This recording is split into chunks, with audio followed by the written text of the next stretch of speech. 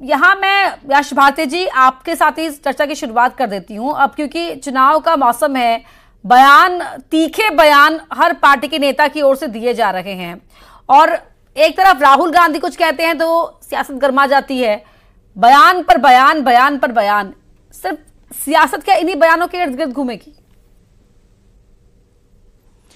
नहीं, देखिए, शुरुआत कौन कर रहा है? जब सवाल करते हैं तो भारतीय जनता पार्टी सत्ता में रहते, सरकार में रहते हुए जो उनको जवाब देना चाहिए कि जो योजनाएं हैं, जो बातें हैं, जो विपक्ष उठा रहा है, उस पर क्या बात हो रही। जब विपक्ष कह रहा है जातीय जनगणना की बात, समाजवादी पार्टी तमाम लंबे समय से बात करते रही है। हमारे आराध्य पुरुष डॉक्टर राम मनोहर लोहिया जी संसोपाने बांदी घाट पिछड़े पावे 100 में 60 की बात कह चुके हैं। बाबू जगदेव कुशवाहा जी बात कह चुके हैं कि 100 में 90 शोषित है, 90 भाग हमारा है। तो हमारी वो लड़ाई है जो पिछड़े शोषित वंचित है। जातीय जनगणना की बात इसीलिए हम लोग करते हैं कि जातीय जनगणना जब होगी तो जाति के आधार पर उनकी शैक्षणिक स्थिति क्या है, उनकी आर्थिक स्थिति क्या है, उनकी सामाजिक स्थिति क्या है, वो बेहतरी के साथ सामने आएगी और उन योजनाओं के माध्यम से समाज आगे बढ़ेगा, प्रदेश आगे बढ़ेगा, देश आगे बढ़ेगा और जो पिछड़े हैं, शोषित हैं, वंचित हैं, वो भी मुख्य धारा में आएंगे। देखिए, बड़ा मजाकिया बात है ये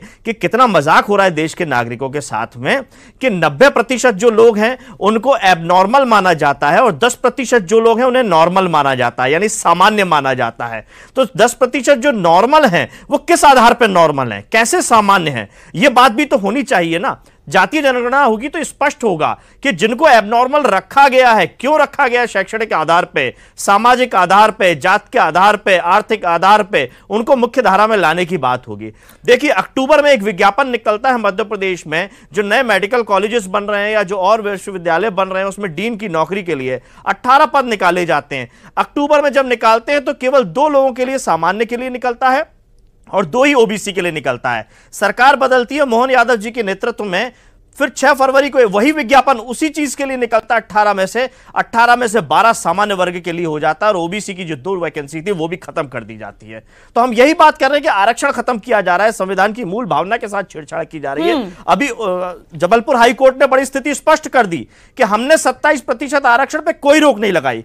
क्यों मध्य प्रदेश की भाजपा सरकार लगातार 27% ओबीसी के आरक्षण को रोकने का काम कर रही है? ये कुछ चंद उदाहरण मैंने बताए। इस पे बात क्यों नहीं करती सरकार कि हमसे गलती हुई, माफी मांगे पिछड़े समाज से, ओबीसी समाज से, अब हम सुधार करेंगे। केवल मुखौटे दिखा देना कि हमने बाबूलाल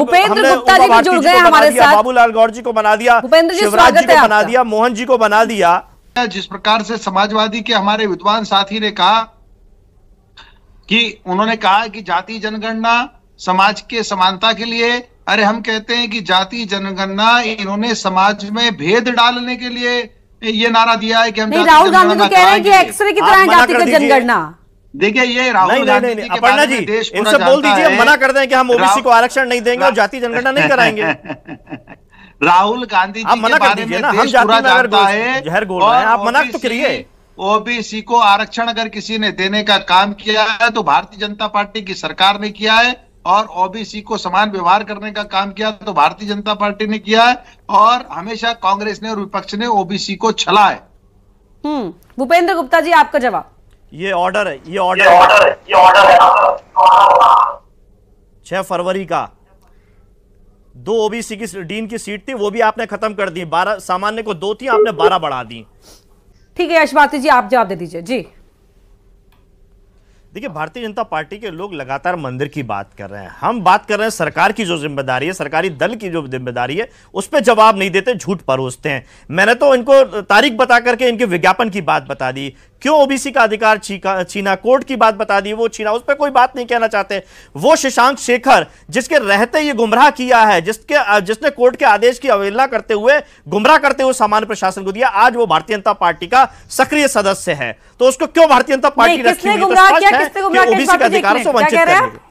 शशांक शेखर जो महाअधिवक्ता थे, जिन्होंने कोर्ट के ऑर्डर के साथ में हेरा फेरी करके सामान्य प्रशासन विभाग को दिया और सामान्य प्रशासन विभाग ने ये सारे विभागों को दिया। दूसरी बात, तब वो कौन सी पार्टी में थे?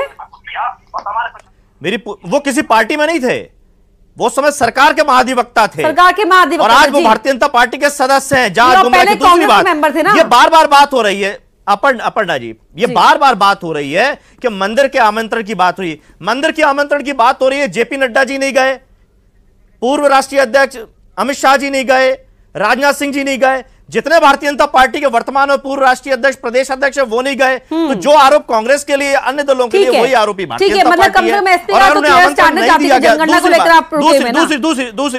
दूसरी जो बात है, डॉक्टर शर्मा, कांग्रेस के प्रवक्ता भूपेंद्र गुप्ता जी नहीं अभी जुड़े हुए हैं हमारे साथ, अगर वो होते तो ये जवाब मैं उनसे ले लेती। लेकिन यश भारती जी, जो आप बात कह रहे थे उसके साथ ही जातिगत जनगणना, ओबीसी के हितों की बात लगातार आप लोग कर रहे हैं, एसपी कर रही है, लेकिन राहुल गांधी का आज एक बयान सामने आया है जहां पर वो ये कह रहे हैं कि हिंदुस्तान को एक्सरे की आवश्यकता है और वो एक्सरे है जातिगत जनगणना।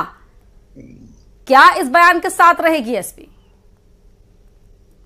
नहीं, हमारा तो शुरू से ही बात है ना, मैंने तो आपके पहले प्रश्न पूछने से पहले ही बात कर ली कि 10%, 15% देश में नॉर्मल है, बाकी सबके एबनॉर्मल हैं। तो अगर एबनॉर्मल है तो किस स्थिति में है? सामाजिक हैं, शैक्षणिक हैं, आर्थिक हैं, इस बात की गणना होनी चाहिए। और वो जातीय जनगणना के माध्यम से ही जातीय जनगणना में केवल यह गणना नहीं होगी कि आपकी जाति क्या है अपर्णा जी, आपकी शैक्षणिक स्थिति क्या है, आपकी सामाजिक स्थिति क्या है, आपकी आर्थिक स्थिति क्या है, ये भी चीजें निकलेंगी। उस आधार पर योजना बनेगी। अभी जो योजनाएं काम कर रही हैं वो धरातल पे काम नहीं कर रही। मैंने आपको विज्ञापन का उदाहरण बताया। दूसरी बात, अभी हमारे भारतीय जनता पार्टी के साथी एक बात कह रहे थे कि गोली चलाने वालों के साथ में कांग्रेस पार्टी है।